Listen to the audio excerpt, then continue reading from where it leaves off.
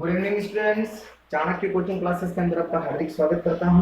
मैं आज आपके सामने एक बार पुनः 11th साइंस के स्टूडेंट्स के लिए फिजिक्स वीडियो लेकर के आया हूं इंग्लिश मीडियम के लिए।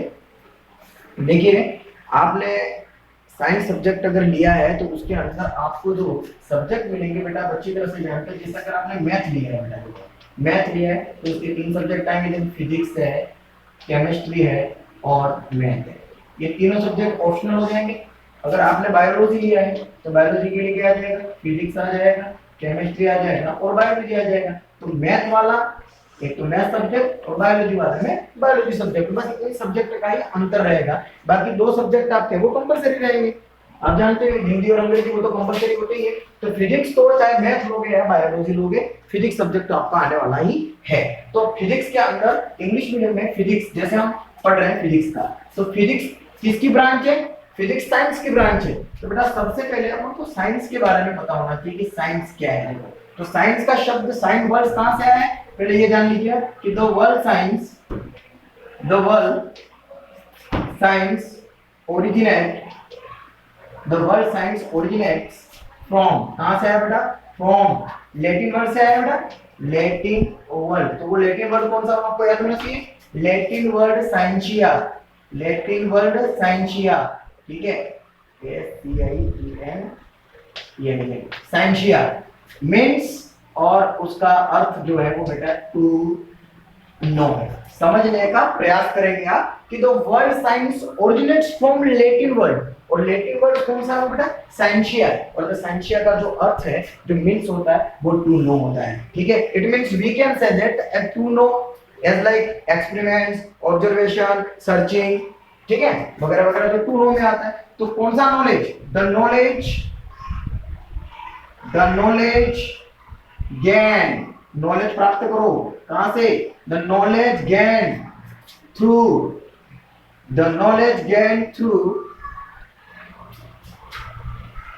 Observations and experiments,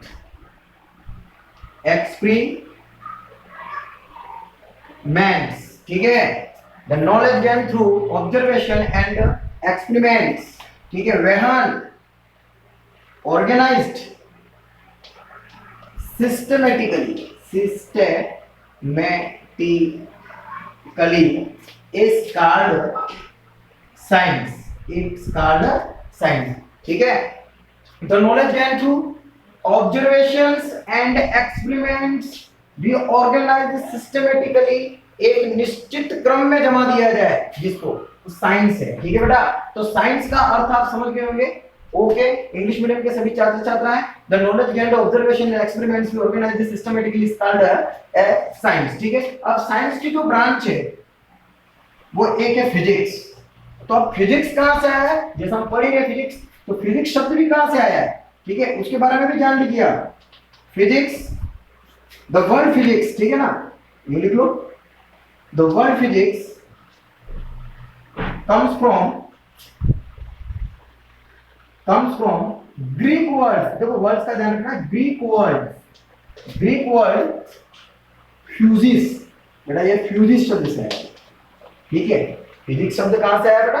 Greek word fuses से आया। और इसका अर्थ क्या होता है बेटा? ध्यान देना, इट मींस नेचर। समझने का प्रयास करेंगे। फिजिक्स ग्रीक वर्ड से आया, वो भी physis, and it means nature, ठीक है। वी कैन डिस्क्राइब दैट, सुनो, we can describe as study, we can describe physics as study of the basic law of nature, the basic law of nature, बेटा देखना, the basic law of nature and exhibition of different natural phenomenon,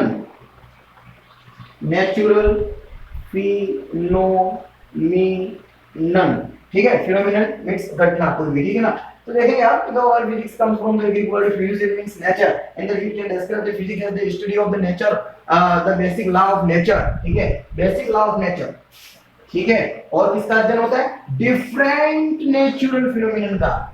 दो चीजें हैं, the different natural phenomenon and the basic law of nature. वो study जिस शाखा में होती है वो होता है फिजिक्स, ठीक है। और अगर आप डिफरेंट फिनोमिनन नेचर की अगर बात करते हैं तो डिफरेंट फिनोमिनन नेचर आपने कहा देखा, we can see our daily life, we see our daily life,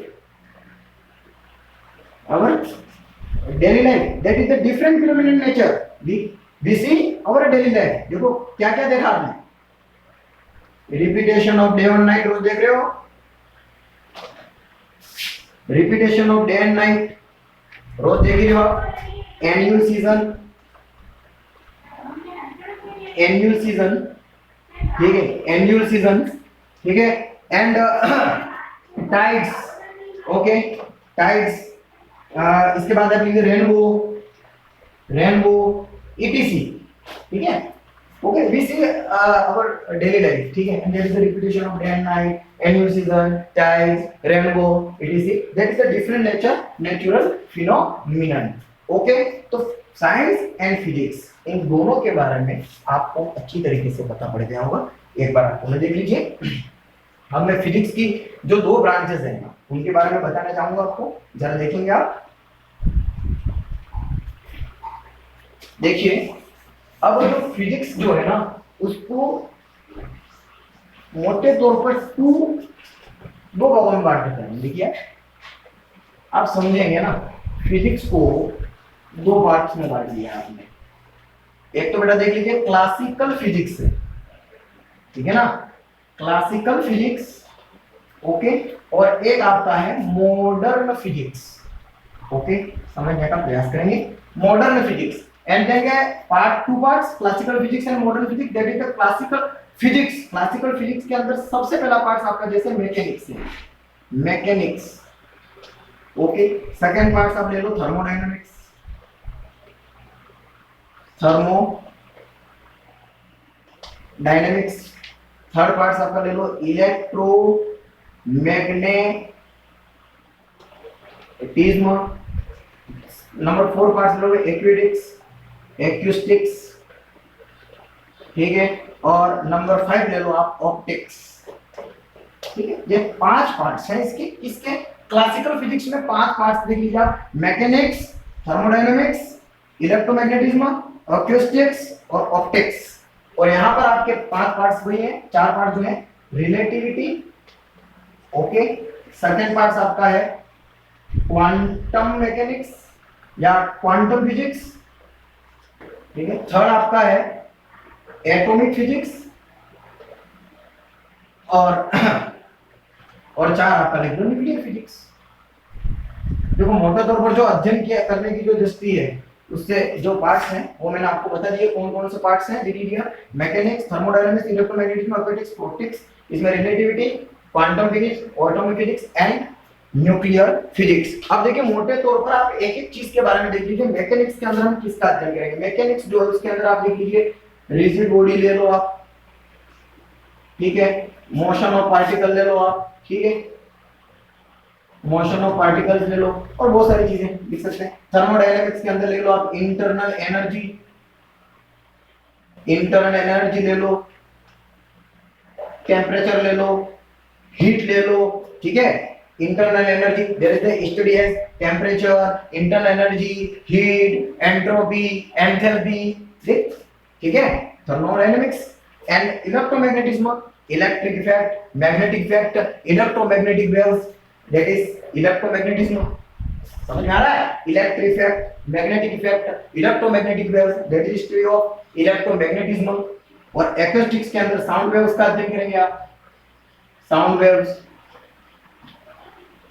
ठीक है, साउंड वेव्स का अध्ययन करेंगे आप। ऑप्टिक्स के अंदर किसका अध्ययन करेंगे आप?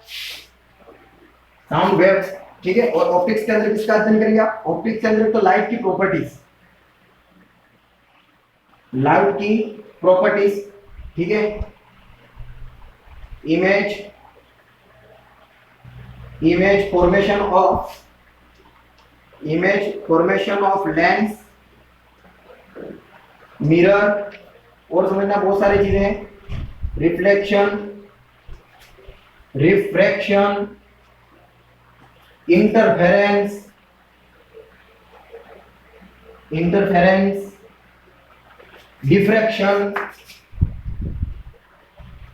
डिफ्रैक्शन, ठीक है, polarisation.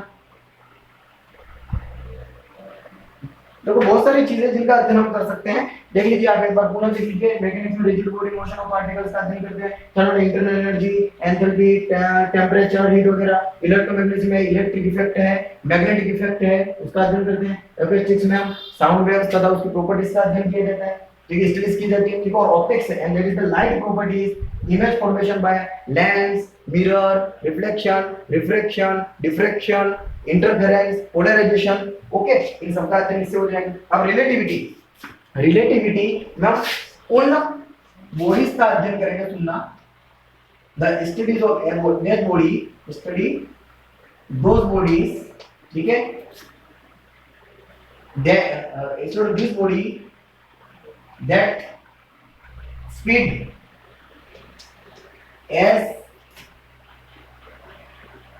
as light speed, light speed. बेटा देखना कि हम इसके अंदर क्या अध्ययन करेंगे, दैट बॉडीज, मतलब study of that body that speed as light speed, ठीक है। लाइट की, प्रकाश की जो लाइट की जितनी स्पीड है, उस स्पीड से चलने वाले जितने भी कण हैं, जितनी भी बॉडीज हैं, उनका हम स्टडी करेंगे रिलेटिविटी के अंदर, ठीक है। क्वांटम फिजिक्स के अंदर हम that is the light is a particle as well as wave, ठीक है, and that is the given principle of de Broglie and that is the dual nature, ठीक है। इसका हम अध्ययन करेंगे क्वांटम में, ठीक है। एटॉमिक के अंदर हम किसका अध्ययन करेंगे, हम एटम का, एटॉमिक स्ट्रक्चर का, एटम के प्रॉपर्टीज का अध्ययन करेंगे। फिर न्यूक्लियर फिजिक्स के अंदर किसके अध्ययन करेंगे, हम न्यूक्लियस का, न्यूक्लियर स्ट्रक्चर का अध्ययन करेंगे और उसकी विभिन्न प्रकार की प्रॉपर्टीज जो उसका हम स्टडी करेंगे। तो हम यहाँ पर जो शाखाएं लिखी है उसका एक एक शब्द मैंने आपको समझा दिया है। अब फिजिक्स के अंदर बेटा देख लीजिए कि एप्लीकेशंस होती है जो हमारे दैनिक जीवन में भी वो चीजें किस किस रूल्स में अपन को काम आ रही है, जैसे समझने का प्रयास करेंगे। अब जैसे एयरक्राफ्ट है, ठीक है, जो उड़ रहा है वो बर्नौली के प्रिंसिपल पर आधारित है, ठीक है ना। ऐसी बहुत सारी चीजें मैं एक नया वीडियो लेकर आऊंगा, उसके अंदर मैं आपको बताऊंगा अनुप्रयोग के अंदर। अभी आप अच्छी तरीके से इसको देख लीजिए, जो भी आपको इसके अंदर समझ में नहीं आया वो आप मेरे को प्रश्न कर सकते हैं। बहुत बहुत धन्यवाद।